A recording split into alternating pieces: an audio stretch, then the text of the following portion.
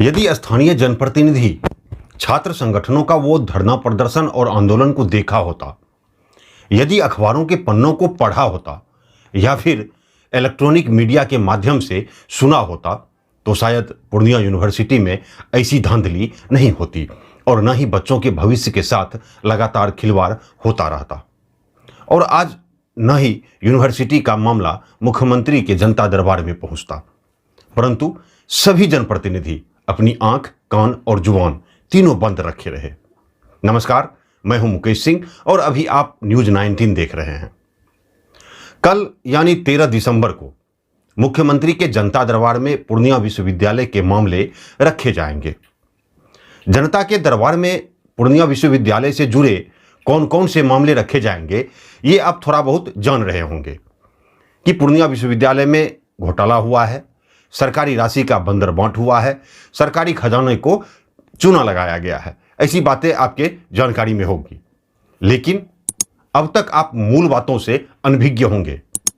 आज मैं उसी अनभिज्ञता से आपको अवगत कराता हूं कि आखिर विश्वविद्यालय बनाओ संघर्ष समिति को आज विश्वविद्यालय बचाओ मुहिम को क्यों छेड़ना पड़ा। आखिर पूर्णिया विश्वविद्यालय के मामले को लेकर पूर्णिया विश्वविद्यालय बनाओ संघर्ष समिति के संस्थापक आलोक राज को मुख्यमंत्री के जनता दरबार में क्यों जाना पड़ा। तो इन सब बातों की तह में जाने के लिए मैं आपको 3-4 वर्ष पीछे लिए चलता हूं। पूर्णिया और सीमांचल क्षेत्र के हजारों युवा और सामाजिक कार्यकर्ताओं, दर्जनों छात्र संगठन और बुद्धिजीवियों के अभियान ने रंग लाया और पूर्णिया में विश्वविद्यालय की स्थापना की गई वर्ष 2018 में।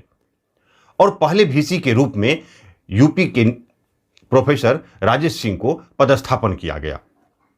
विश्वविद्यालय की स्थापना होने के साथ ही लूट का सिलसिला भी प्रारंभ हो गया। आपको यहां बता दूं कि विश्वविद्यालय के स्थापना के साथ ही बिहार सरकार के शिक्षा विभाग ने पूर्णिया विश्वविद्यालय को आधारभूत संरचना के लिए 2 करोड़ रुपया आवंटित किया था उस वक्त। उसके बाद विश्वविद्यालय के अधीन 12 कॉलेज से 10-10 लाख रुपये यानी 1 करोड़ 20 लाख रुपये वीसी राजेश सिंह द्वारा लिए गए। उसके बाद सोफा खरीदने, पलंग खरीदने, कुर्सी खरीदने, लाइट लगाने, भवन निर्माण और जीर्णोद्धार के नाम पर करोड़ों रुपयों की हेराफेरी की जाने लगी और ऐसे तमाम कार्यों के नाम पर रुपयों का बंदरबांट किया जाता रहा। यहां तक कि बिना मान्यता के ही कई कोर्सेज में एडमिशन लेने और परीक्षा लेने के नाम पर भी छात्रों का दोहन किया जाता रहा, जो बच्चों के भविष्य के साथ खिलवाड़ भी है।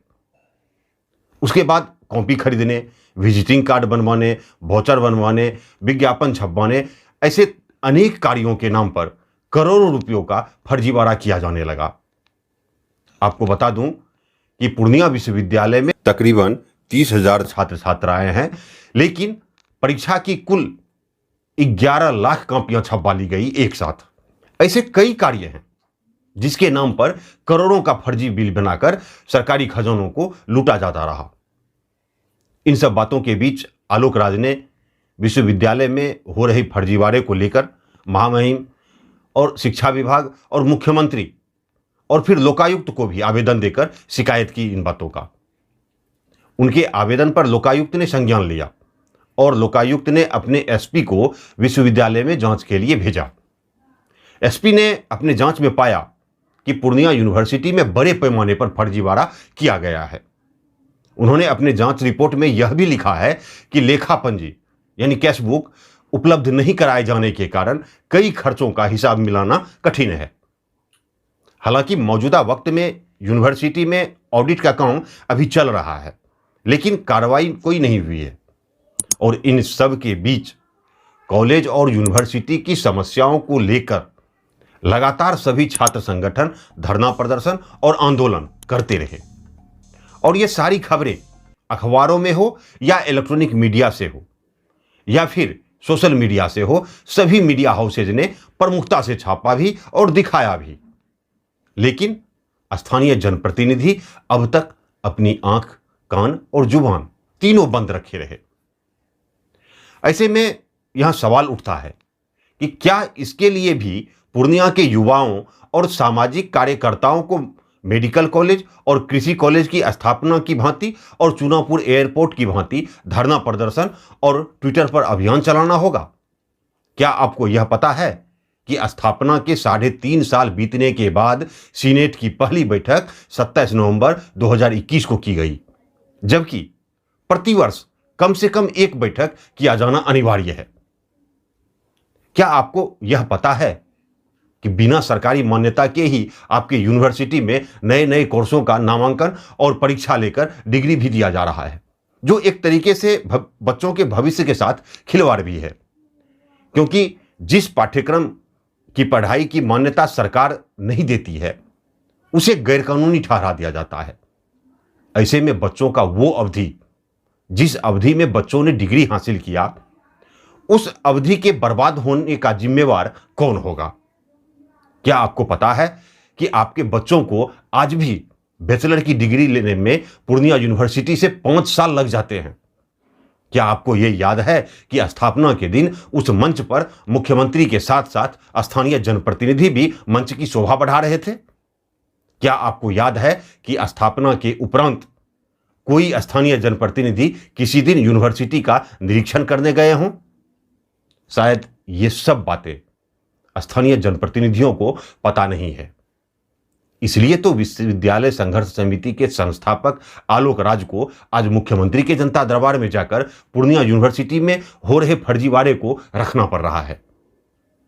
सच मानिए, यदि स्थानीय जनप्रतिनिधि छात्र संगठनों का वो धरना प्रदर्शन और आंदोलन को देखा होता, यदि अखबारों के पन्नों को पढ़ा होता या इलेक्ट्रॉनिक मीडिया के माध्यम से सुना होता, तो शायद पूर्णिया यूनिवर्सिटी में इस तरीके से धांधली नहीं होती और फिर लगातार बच्चों के भविष्य के साथ हो रहे खिलवाड़ पर भी प्रतिबंध लग जाता। परंतु इन सबसे इतर सभी जनप्रतिनिधि अपनी आंख, कान और जुबान तीनों बंद रखे रहे। खैर, अब देखना है कि मुख्यमंत्री के जनता के दरबार के माध्यम से कोई कार्रवाई होती है या फिर गुलाब बाग के जल मीनार मामले की तरह इसे भी ठंडे बस्ते में डाल दिया जाता है। क्योंकि जिस प्रकार भ्रष्टाचार के आरोपी वीसी सुरेंद्र प्रसाद सिंह को सर्वश्रेष्ठ वीसी का अवार्ड दे दिया जाता है, विजिलेंस द्वारा जिस राजेंद्र प्रसाद के घर से करोड़ों का नकदी और जेवरात बरामद किया गया हो, उस वीसी को अगले ही दिन 1 महीने की छुट्टी दे दी जाती हो, तो वहां पूर्णिया विश्वविद्यालय के मामले पर क्या होगा ये तो भविष्य ही बताएगा। लेकिन कल के जनता दरबार में मुख्यमंत्री के समक्ष यूनिवर्सिटी के कौन कौन से मामले उठाए जाते हैं और फिर मुख्यमंत्री द्वारा क्या क्या कार्रवाई होती है, ये देखना दिलचस्प होगा। इस वीडियो में इतना ही। अगले वीडियो में फिर मिलेंगे और कोई अहम मुद्दे के साथ। इसलिए आप न्यूज़ 19 के यूट्यूब चैनल को सब्सक्राइब कर लें और फेसबुक पेज को लाइक और फॉलो अवश्य कर लें, ताकि हर छिपी और दबी हुई खबरें आप तक आसानी से पहुंचती रहे। बहुत बहुत धन्यवाद।